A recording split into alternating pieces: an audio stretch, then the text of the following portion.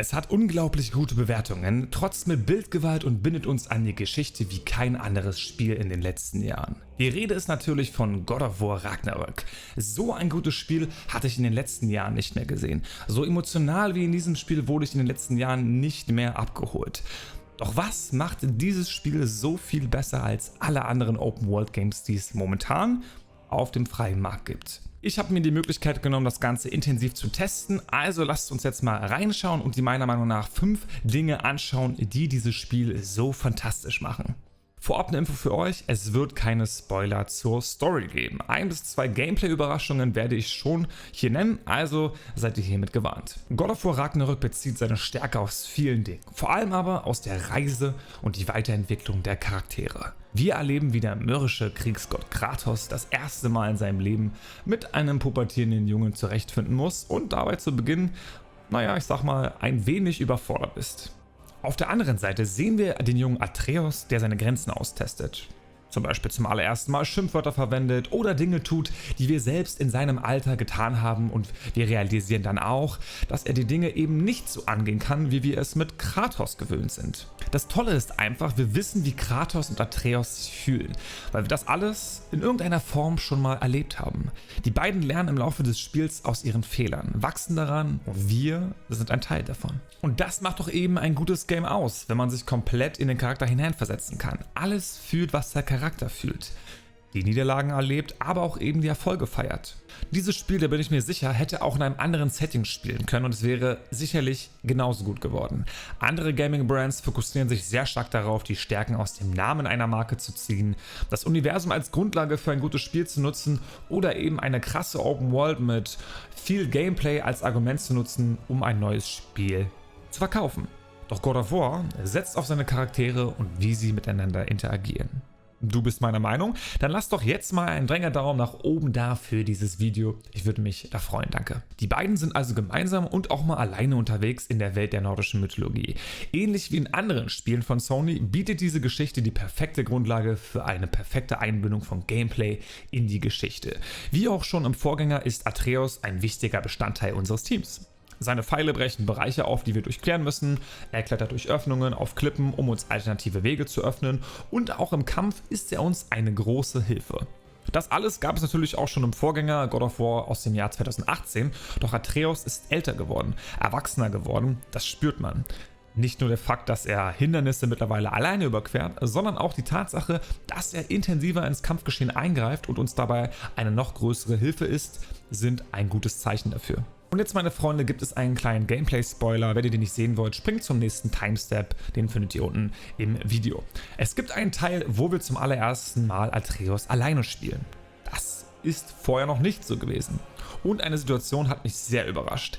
Ich wollte zu so einer Kiste und sie öffnen, so wie ich es immer mit Kratos auch gemacht habe, doch die Cutscene belehrte mich eines Besseren. Atreus ist natürlich noch nicht so stark wie Kratos und muss die Kisten eben anders öffnen. Er kann sie nicht einfach mit der Faust aufschlagen, so wie Kratos, das geht nicht. Aber das Ganze geht noch weiter.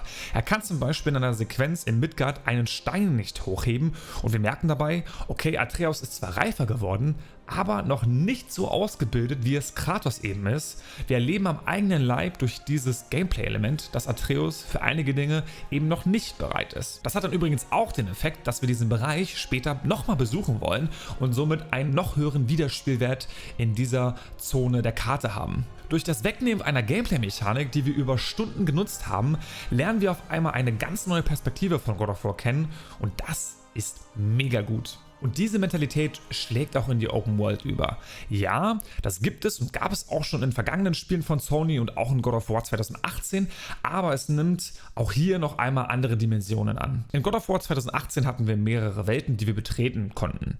Im Laufe der Story verändern sich diese Welten jedoch. Wasser fließt zum Beispiel aus einem See ab und legt Bereiche frei, die wir vorher gar nicht auf dem Schirm hatten. Das hat mir immer wieder Neues geboten, mich überrascht und meinen Entdeckergeist einfach geweckt. Das neue God of War bietet Ähnliches und setzt dem Ganzen noch eine Schippe drauf.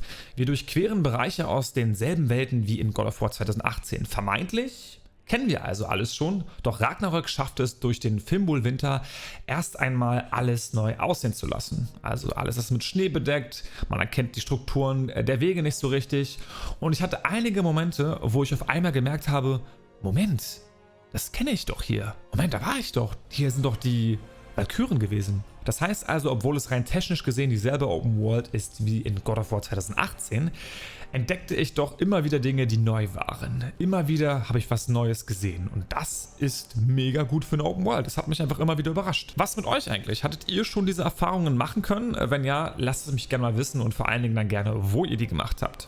Ich glaube, beim nächsten Punkt sind wir uns alle einig. 9 Welten in der nordischen Mythologie bieten sowieso die perfekte Grundlage, um eine Open World zu kreieren, die nicht nur interessante Gameplay-Elemente besitzt, sondern auch noch divers und gut aussieht. In Kombination mit der PS5 boten mir God of War Ragnarök oft Momente, wo ich einfach mal anhalten musste, um die Welt, wo ich mich mit Kratos und Atreus bewegt habe, zu begutachten. Es hat mich einfach, ich muss ehrlich sagen, zum Anhalten bewegt. Ich bin nicht durchgerusht, obwohl ich eigentlich Material aufnehmen möchte für Videos. Ich habe trotzdem angehalten, weil die Welt so schön war, dass ich dadurch immer eine Abwechslung hatte im Spiel. Ich bin nicht nur durchgerannt mit Kratos, sondern hatte mal eine Pause, dann habe ich weitergemacht, dann habe ich wieder eine schöne Landschaft gesehen und das ging bisher die ganze Zeit so. Aber ich würde sagen, ich lasse einfach mal ein paar Bilder sprechen.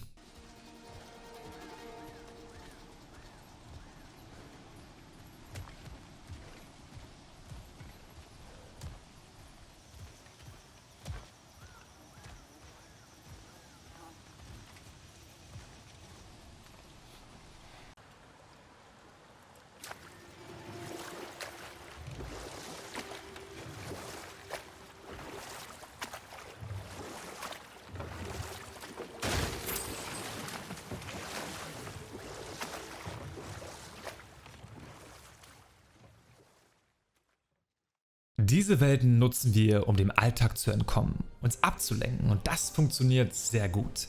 Seit God of War 2018 spielen wir als Kratos gemeinsam mit unserem Sohn Atreus und bereisen diese Welten. Ich und du wahrscheinlich auch hast eine Bindung mit beiden Charakteren aufgebaut, die ich in so einer Weise noch nicht gesehen habe. Und ähnlich wie in Spielen A Way Out oder It Takes Two ist diese Bindung der Kern und der Grund, warum God of War so gut bei mir und wahrscheinlich bei euch angekommen ist. Doch ich habe eine Vermutung und ich würde gerne eure Meinung dazu hören. Gleich gibt es übrigens wieder einen Spoiler für God of War 2018 für das Ende. Am Ende von God of War 2018 sehen wir an einer der Steintafeln in Jötunheim, dass Kratos in einem ganz speziellen Szenario abgebildet wurde. Nämlich in seinem Todesszenario. Wir erkennen seine Figur und Atreus, der ihn hält. Ich habe persönlich Ragnarök noch nicht durchgespielt, aber jetzt stellt euch mal vor, und das ist eine kleine Theorie von mir, wir spielen so lange mit den beiden, sie wachsen uns so sehr ans Herz, und ganz am Ende stirbt einer von beiden.